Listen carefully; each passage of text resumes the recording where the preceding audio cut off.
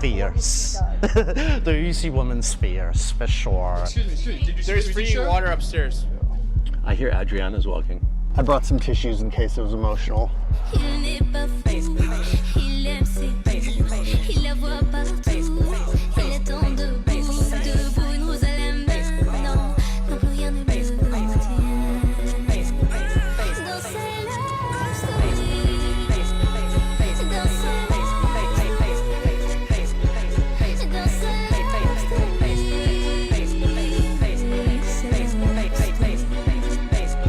I don't even know what she said, cause she formed. It's formed. And she got it done. Like the way she formed. And she gon' perform. Look the same in morning. She don't stop, keep going. I don't even know what she said, but this what I hear in my head.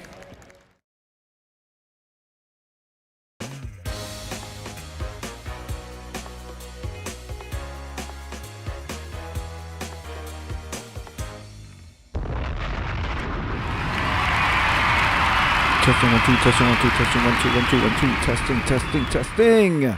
Good evening, I am Juanqui and welcome to my world. I'm a cornucopia of stuff. I'm cold. It's a cold cornucopia. It says here we are 14 degrees. 14 degrees. It's supposed to go down to 4. 1, 2, 3, 4. That's 2 fingers, 2 fingers. 4. That's 1 finger less from your right hand or your left hand. If you was born with all 5 in your hand, drop a bomb on that. I am cold. Mama Pro has safely landed. Mama Pro and Sister Pro have been returned and safely landed, ladies and gentlemen. They have ran me to the MF ground this week. Me and Incredible Hulk. Hello, Naris21. Hi. Testing good. Thank you. Naris, I have a disgusting story for you tonight. My friend smells horrible and does not care. That's right. Yuck. Let's get into the things. Okay, the post is entitled, My Friend Smells Horrible and Does Not Care. My friend group 18 to 23 female has a friend 23 female. Also, she's one of the older bitches in the group who is the life of the party. Now, with that smell, she can't be. She's fun, gets us together, and super funny. Ha ha ha ha ha. But she smells. Oh, she smells awful.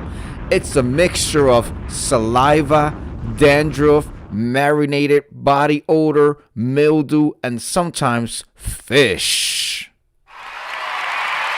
Close your legs. She also wears no shoes, even in the communal bathroom in our dorm. Oh my God, this girl sounds like she got issues. Her smell lingers after she leaves places and stays on things she touches, sits on. Oh my God.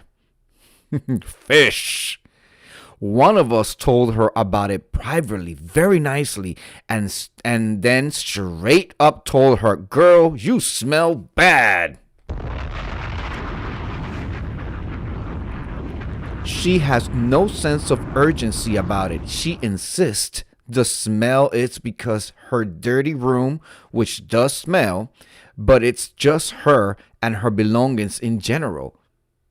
Fish, Miss View, fish, a whole seafood platter coming out of her. She doesn't take care of her things and ruins whatever she borrows.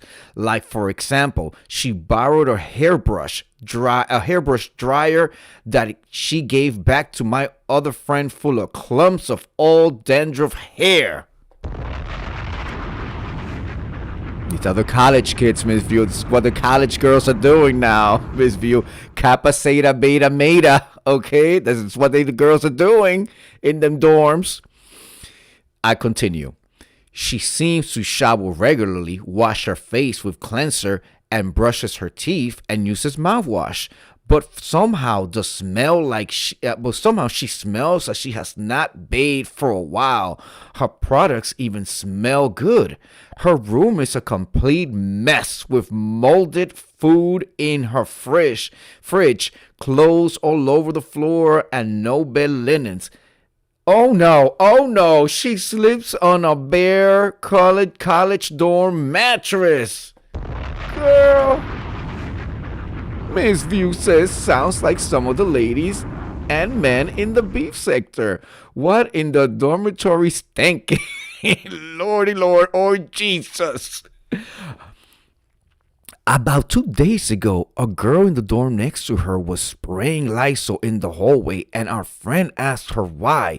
She said it's because this is a typo. She said because the hallway smelled bad. Later, our friend texted her asking her nicely to not spray it because of the harsh chemical smell.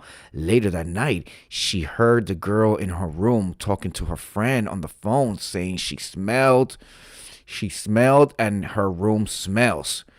Our friend told each of us as if the girl was in the room and talking shit about her. We told her for the millionth time that her smell is the problem, and that she wouldn't be mad at the girl for talking to her friend privately and her happening to overhear it. She did not care at all about others thinking she was smelly and was more concerned about getting revenge on the other girl. Ooh, it's going down in the dorm rooms. In their bras and panties, Miss View. Miss View, did you dorm back when you were in the college dorms? Were you out there, or did you have your apartment and drove to school? We told her that was immature, and she calmed down, but still wasn't receiving the message. Ooh, she needed a lemon squeeze. That's what she needed. She called us OCD for spraying down our beds and mopping when she visits our rooms. Oh my God. The issue is we really like her generally as a person, other than a few character issues like her views on hygiene and some of her immature responses to things. She's super fun to be around and is a good friend in most other aspects. She just won't listen about her hygiene and genuinely does not believe it's bad.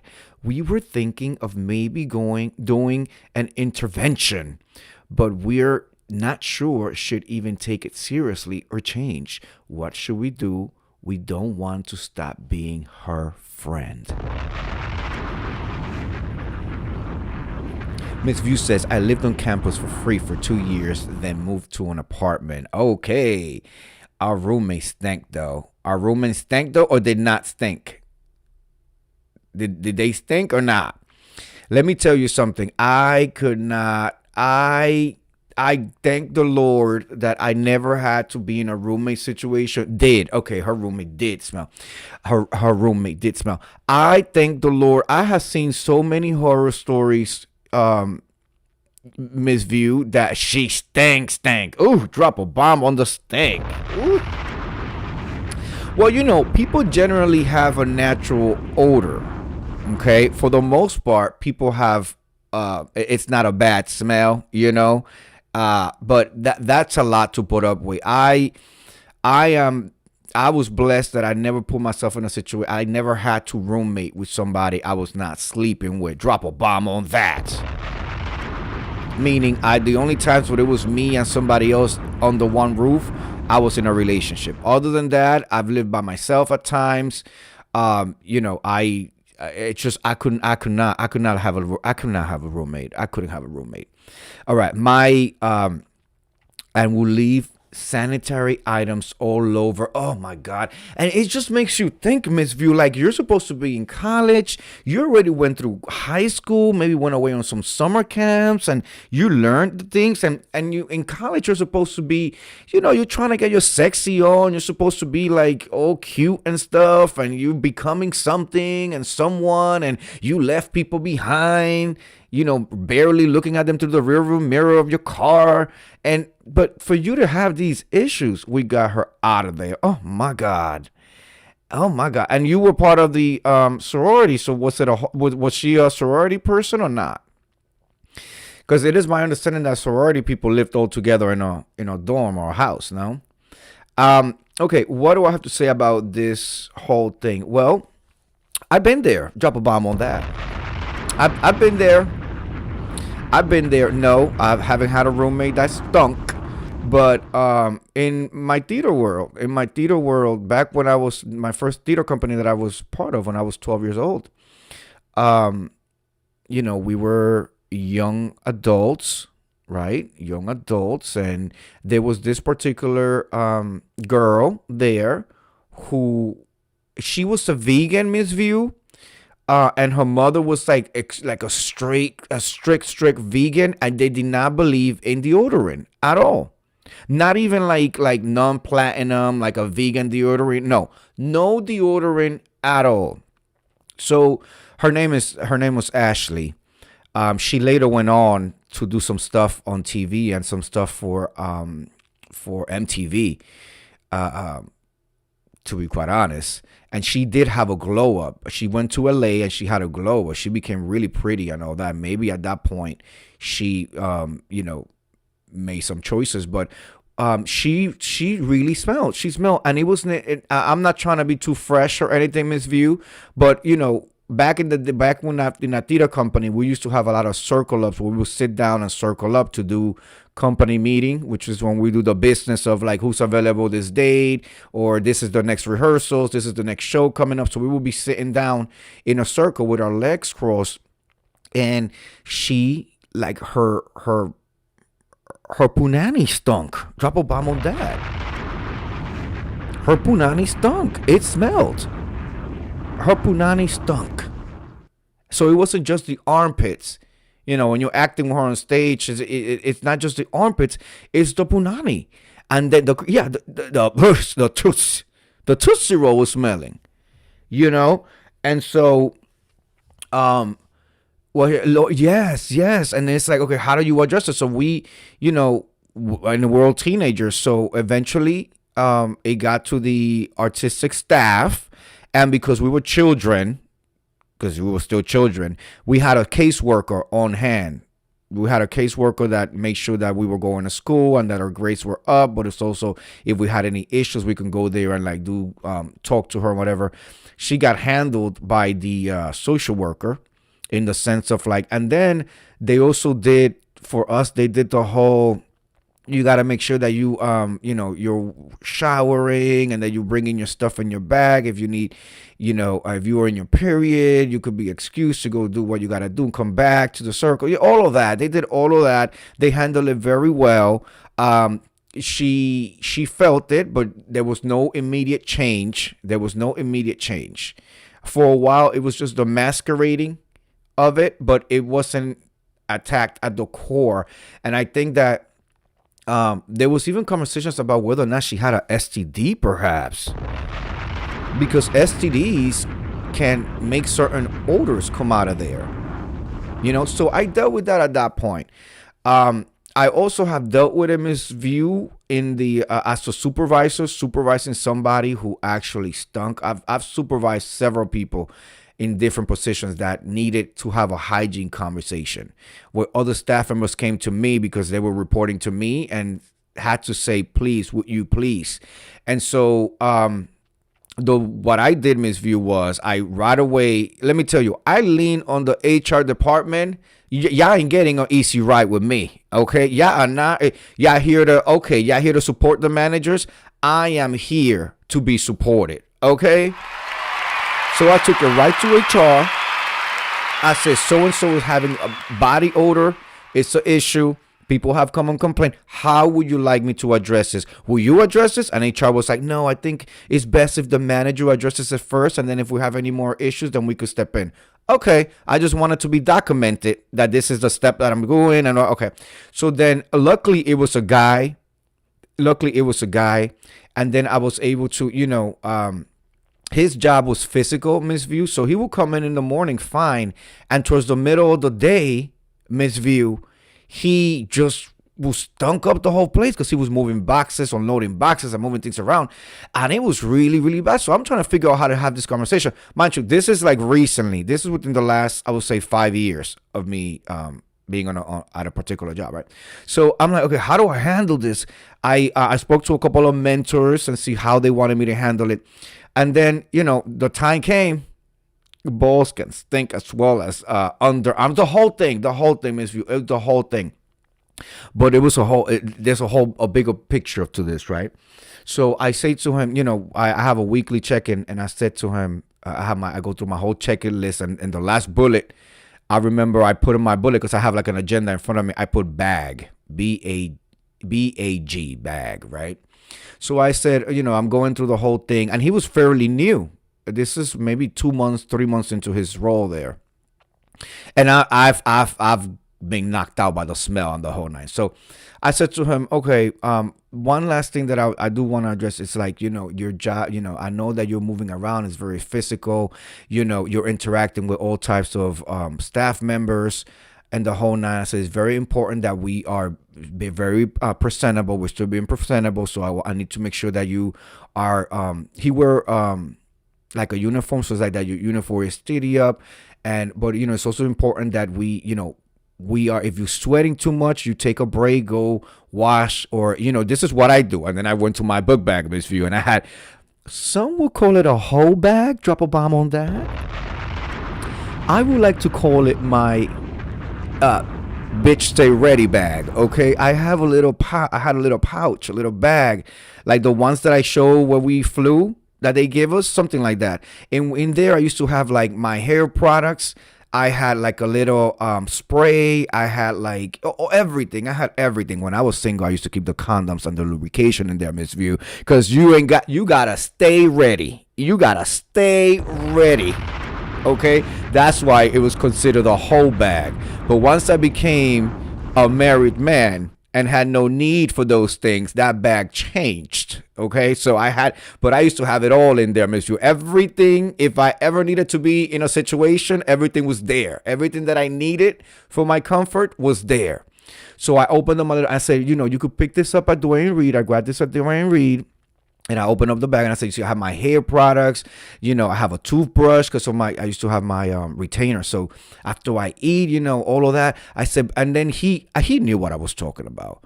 Then it became a money bag. Drop a bomb on that. But he knew what I was talking about, Miss View. He knew what I was talking about. He knew, and he was trying to receive it to the best of his ability. And I was trying to be as cautious and as professional as possible, because it's a touchy subject, right? It's a touchy subject. All right. So then he started addressing the issue. Fast forward, I would say several months later, I guess I got, he was seeing me sort of like a role model. And in our check-ins, I find out, Miss View, that he actually lives in Harlem. And by where I used to live, by the way, so we commiserate on that. But I find out that he's sleeping in the couch. His mother is terminally ill and on disability and HIV positive. Well, I'm telling all the tea, but nobody knows who he is. So I find all this of, including, and he tells me what projects he lives at. And I know those projects, and those are one of the worst projects in Harlem. He tells me that management takes the water away, the hot water away at times. And so it makes it very difficult for him to take a shower. And this is where the issue was coming from. Not being able to take a shower, get himself together, having to stay up helping the mom who was on disability, having a drug lord of a brother. I mean, the whole thing. Yeah, it was the whole thing, Miss View. And then, I'm trying to be professional. I'm also human, and I feel for you, but I also understand sob stories. You know what I'm saying? Because I've ran a few sob stories in my lifetime. Okay, drop a bomb on that. Towards a manager or 3. Remember, I gave myself twins, complete with them pictures and everything on the table at the desk. So I'm teetering around along the lines of like, okay, how can I, be human? But at the same time, you ain't going to be using this as a crutch every time there's an issue, because my department is a high performing department, and either you're going to get with it or you're going to be fired. Drop a bomb on that. Okay. But it definitely pulled at my heartstrings, and I understood why. I understood why. The position wasn't making a shitload of money. It was one of those positions that eventually, with the benefits, you're gonna be okay, but you're gonna have to put your time in. You're gonna have to give us at least a good 4 years, Savannah. And after a good 4 years, Savannah, and you've proven yourself, then you're gonna start seeing the money. You're gonna really start seeing the money. So eventually, what I did was I got him the information for the New York City housing lottery. I got him up there, and this is when I realized that there's some young men that are really, really broken, Miss View. He gave me the whole story, the dad not in the picture, and I remember when I did his interview, it was actually during the pandemic, and he interviewed and got hired via Zoom, Miss View. Drop a bomb on that. Which is when the smell situation started happening. We did not know. Oh, Love Blake. Love Blake is in the room. Nice to see you, Love Blake. Because had he walked it into an audition, had he walked it into the interview and there was an odor, we would have noted that, and that would have been definitely a deciding factor in the selection, right? Just as a presentation, period, But so he interviewed with me and the HR hiring manager via Zoom. It was all done via Zoom. It was my hire. So, but I remember him being doing the interview, and I saw his mom walk across, with a bonnet on to go into the fridge and get a thing of milk and everything, and so I knew what was coming pretty much. So I got him to fill out the paperwork for the New York lottery. And I explained to him how it works. A huge ass application, like 25 pages, and they ask for everything, And so he submitted. And every day I will be like, okay, did you submit? I was his references and stuff like that. One place turned him down. Like a bunch of places turned him down. And then there was one place that like pre-qualified him because it depends on like the income and all that. And we worked a couple of things out in the application. But I just remember telling him, like, you have to advocate for yourself. He got, he was calling the number. Nobody was picking up the phone. I said, okay, did you go? Did you go to the place? Well, if they're not picking up the phone, I said, no, you show up. You show up. He showed up. The lady, and I explained to him, I said, you don't know what the deal is. Sometimes these people have family members that they want the apartments for, and they'll do everything to block somebody else. No, you are a perfect candidate for this. You go out there and you go get it. And I had to literally handheld him. And so he went, he didn't like the way the lady spoke to him, but I told him gather all the information. Then he came back with it. A couple of days later, we sat down together. I wrote him the letter, and told him how to write the letter. I wrote the letter, but he signed it. And I was like, this is what you will put in and then he submitted it. Then they denied him. Initially, they had pre-approved and then they denied him. I said, and you know what? And he was done. He was like, yeah, I'm not gonna get out. And I said, no, you were a perfect candidate for it. They pre-qualified you and everything. What you're going to do is you're going to appeal. Drop a bomb on that. Okay? You are going to appeal. You're not just going to leave it there because I was going to say Shaniqua, but it was Shaniqua up there. Because Shaniqua, I know exactly the games Shaniqua plays. Because Bebe's Keith around and all of them are lined up. Her friends, we're not doing this today. We're not doing this today. So we will sit down and have an appeal process. And so guess what? We had an appeal process. They try to say that he was making too much money. I know how much money he was making because I'm the one that pays him. And so I walked him through the whole appeal. And eventually he got the motherfucking apartment. Drop a bomb on that.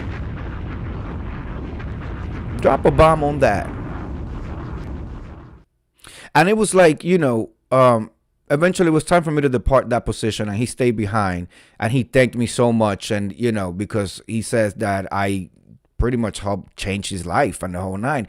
And my message to him was, always, always, always advocate for yourself. Somebody says no, you go back again and speak to somebody else. Appeal. If you know something is right for you and it makes sense and they're trying to block you, you go ahead and you appeal. What's the worst thing they can say? No, and then you're going to go to the next level of appealing. Like, I don't know. It was like, and you would think, okay, this is a 20-something-year-old grown in Harlem, in the mean projects of Harlem. You would think that he will have some tougher skin. I mean, you got to get tough. You're talking about an apartment here. We're talking about you finally leaving your mom and your Kingpin brother's environment, so you could have your own, where you could have running water for real, you know? So that's one thing I'll say. I'm very proud that I was able to help him in that way. And then, but you know, when the whole smell situation was happening, we didn't really know what was really the deal until he told me later on, not a campaign, honey, drop a bomb on that. And you want to know what's the funny thing? I never really told him that I was gay, but I never really told him that I was straight. And he did know that I was married because I had flashing that ring, baby, all over the damn desk. You know, when I got married, I said I got married and, you know, all of that. But I never really crossed those lines because I don't want even doing all of this to me was already, I felt, putting myself in a position for somebody who was partying too hard the night before and chose not to come to work today to call out and then give me a sob excuse. Like, I don't like to cross those lines, Miss View, because then they feel like they can just take me. And at the end of the night, at the end of the day, this is a job. I am the director, and you will perform, or you're gonna get a pink slip. Okay? You understand what I mean? We're not gonna use I can give you sob stories from here until kingdom come.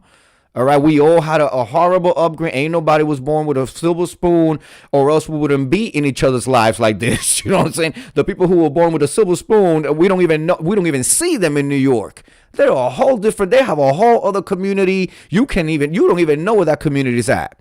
So I lived in 3 projects. I was knocking on the dead body with the door on the head on my way to school. The whole, you know, I got it. I got it. You're not gonna use me for the violins. So I like to keep it professional. Very professional. But the thing is, Nash 21, the drug kingpin brother is a homosexual. Drop a bomb on that. He was telling me. And one time we were sitting there because I would do my check-in, my supervision meeting, do everything about work, and then we would sometimes touch upon life stuff and all that. And he just randomly was telling me that he was running with a group of people who were like hate criming shit, and he was like saying how he was so lucky that he did not get caught up in a hate crime situation where they were doing something to a trans pedestrian, and I'm sitting there like, and he was like saying how he realized that he didn't, A, he didn't want to go to jail, but B, that that's not really the way to be, because that's when he shared. He said that the brother, that's the drug kingpin, he's gay, and so he felt like a hypocrite being on the train harassing a trans pedestrian when the brother is a drug kingpin who's a homosexual. You know what I mean? It's all types of confusion and chaos and drama in Harlem. But I would like to believe that, and based on, that I was able to like give him a few seats so that he could, and then once he got his own place, Miss View, and then he started talking to the girl, and this was Maria, the one who collects the rent at the office. This was Maria. Then he was falling in love with Maria, who's Dominican, and then he wanted to talk to me all about, the girls and the whole. And I'm like, okay, this is where we really draw the line, because I ain't seen a pussy since I came out of one long before you came out of yours. So, you're asking the wrong person. You're asking the wrong person. But, I say all of that to say, you never know what people are going through, Now, if you bring it up and you address it, I also misview. I had somebody who had a what is the word? Not a colonoscopy, because a colonoscopy is a screening, but this person had to have their intestine rerouted to the side of the stomach and have a, what is that called? Oh my God, what is that thing called? The bag. What is the bag called? There is a medical term I'm trying to get for it. It's not a colonic. I used to do those. I used to do colonics. I felt very good after them. But not a colonic. It's oh my God, what's it called?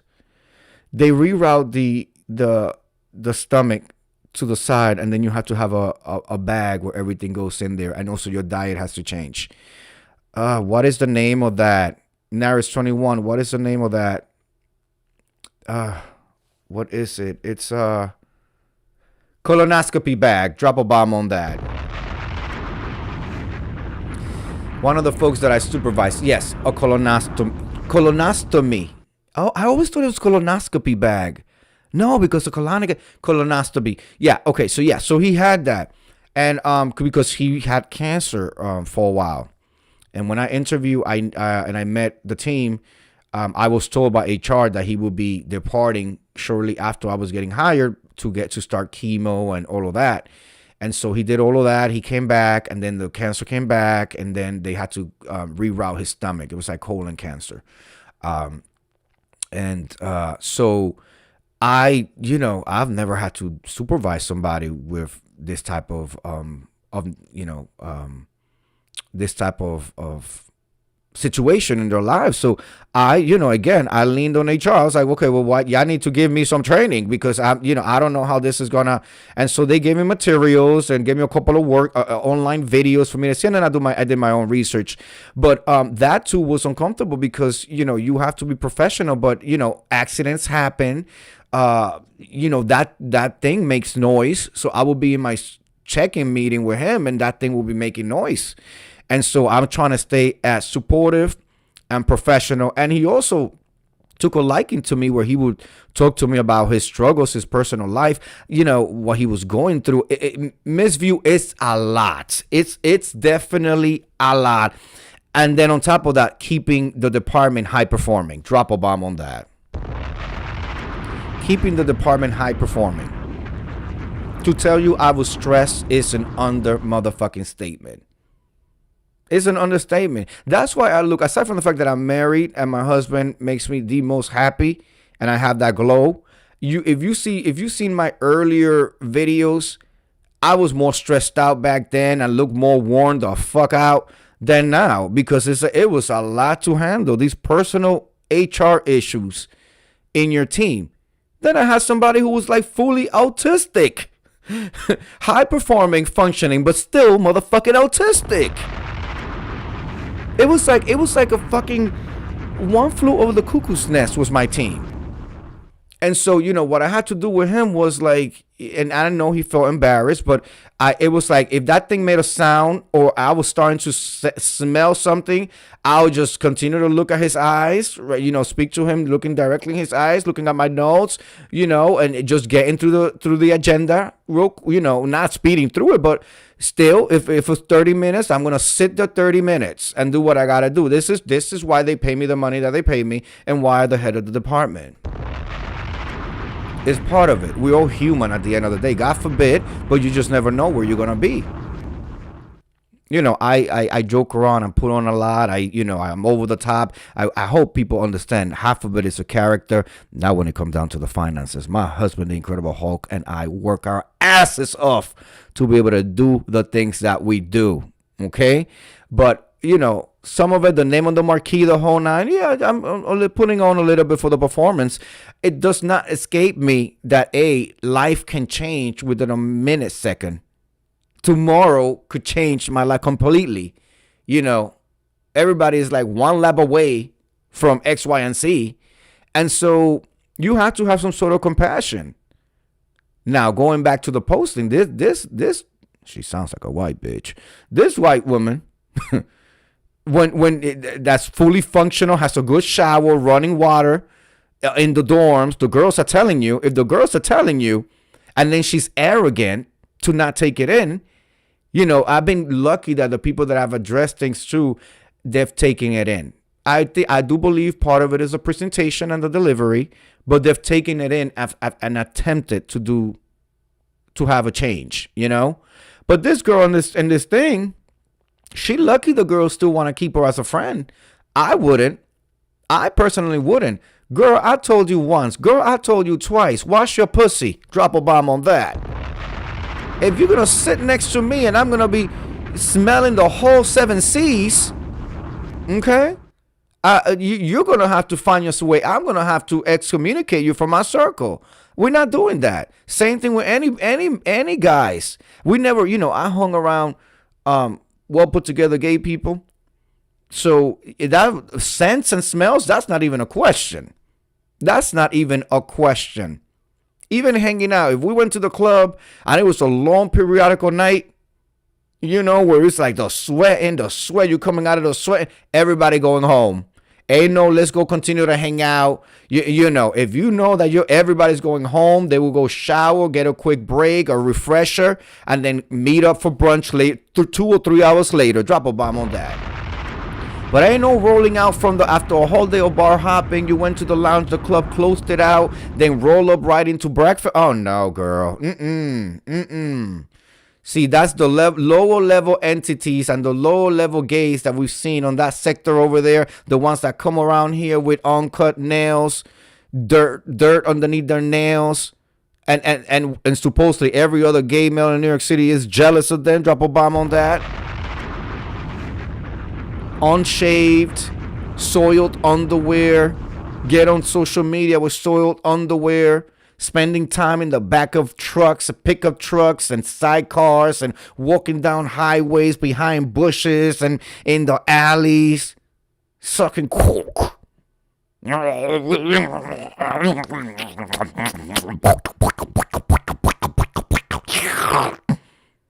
Oh, you didn't shower? Oh,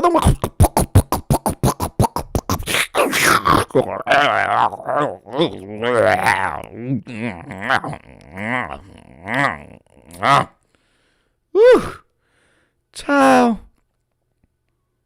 Naris 21. How do you lower yourself, Naris 21? How do you put your face in the plate that has not been washed for 2 to 3 days? Drop a bomb on that, Naris 21. How do you do it, Naris? How do you do it? Miss View, let me tell you. I used to joke around with some of my gay boys, and we'll be like, okay, for $1,000, will you stick your face in this after an hour of the gym and that? Because it was who the hell does that? Love Blake says, walking around with that weak old funk. I don't get. It's disgusting to me. It turns my stomach. I want to throw up. I'm sorry. I cannot. I do not know.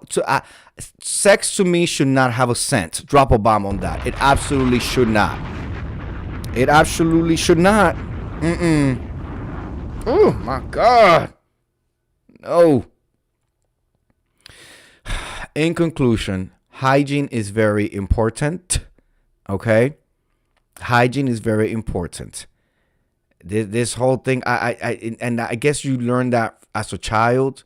I guess it's your upbringing, But even then, like when you become social, when you're trying to date, when you're trying to meet people in college, I would think college would be misviewed. The point where you're like, okay, I gotta look this way, I gotta be presented this way, I gotta, you're out there, you're trying to meet people on the whole nine.